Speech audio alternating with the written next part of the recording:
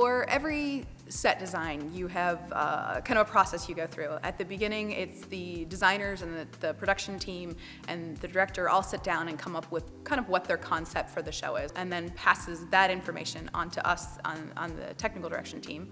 And we sit down and we come up with how are we going to build it? How are we safely putting it up? How's it being installed? What materials are we going to use?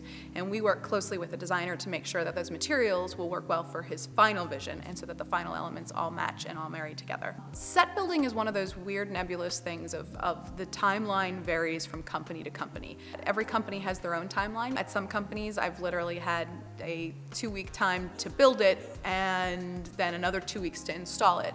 So every place you work, it's going to have a varied time for length for getting it from paper to final product. The thing I think I find most satisfying about set design is watching the whole process come together.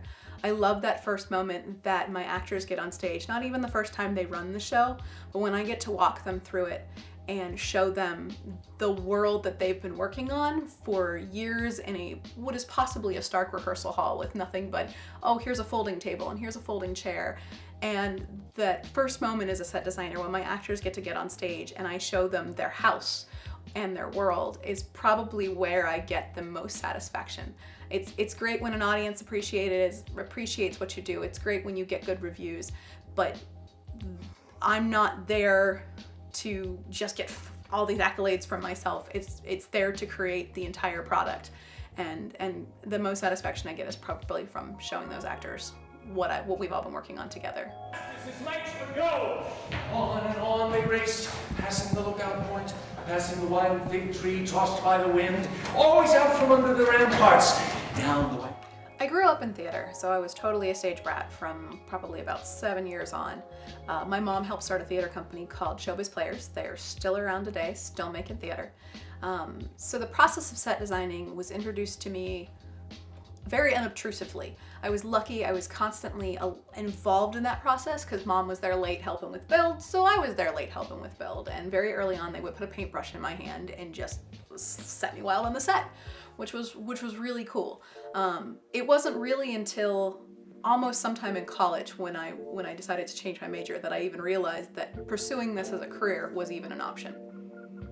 When I got to Bowling Green, I was actually majoring in art therapy. I had taken a class in theater because, well, you take a class in anything you want, and had been sucked into the theater department very early on. And didn't take long till I decided that, you know what, I think I'm gonna go ahead and give this a try. I'm gonna see if I can make a profession out of this, and ended up deciding to major in theater instead. His face is a masterpiece. His voice is a symphony. I'm lucky that I have not only pursued a career in scenic design, but I have been able to pursue a career in theater arts as a whole. I work as a carpenter and a scenic artist probably most frequently, but I'm also a stage combatant, a fight choreographer. I built a oversized Reds hat for First Student, the school bus company, for opening day parade last year, and a couple years ago built a stilt walking camel for one of the big churches for their big Await It, the show that Crossroads does. And so I'm lucky I'm able to not just do one thing that I love, but all of the areas that I love. I am not only a set designer in the area, I also freelance doing just about anything in theater that people will let me do. I learned in college that if I can do more than one thing, it makes me very employable, so why not? So I freelance in primarily I try to focus on carpentry and scenic art, but definitely I do the stage combat. Some of the challenges of working in the arts is some of your personalities and your character types. It can make things extremely frustrating. I've been in the middle of a build and we've had to completely change a concept mid-build, and well, the set's gonna change.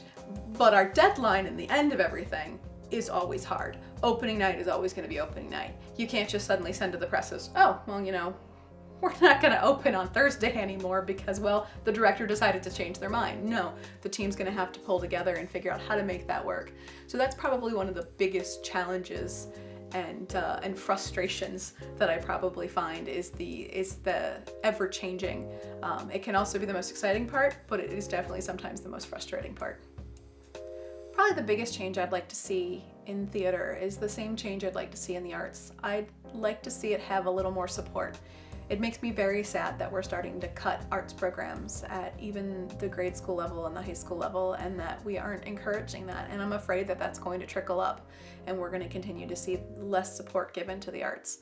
Artists give a lot of their time and aren't necessarily paid a ton for it, but we do what we love because we love to do it.